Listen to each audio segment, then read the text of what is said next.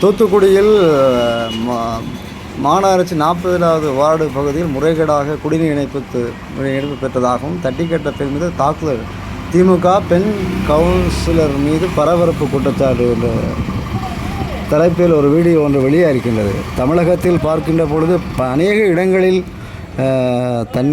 குடிநீர் இணைகள் கிடைப்பதில்லை. காரணம் என்னவென்றால் அவர்கள் சிறு மோட்டார்கள் மூலமாக பலர் அந்த தண்ணீரை உறிஞ்சி எடுத்து விடார்கள். ஆனால் தொடர்ந்து பார்ப்போம் என்றால் ஒரு 2 நாட்களுக்கு தொடர்ந்து மழை பெய்ந்து விட்டால் தண்ணீர் நல்ல நிறைவாக கிடைக்கின்றது. இது என்ன காரணம் என்று தெரியவில்லை.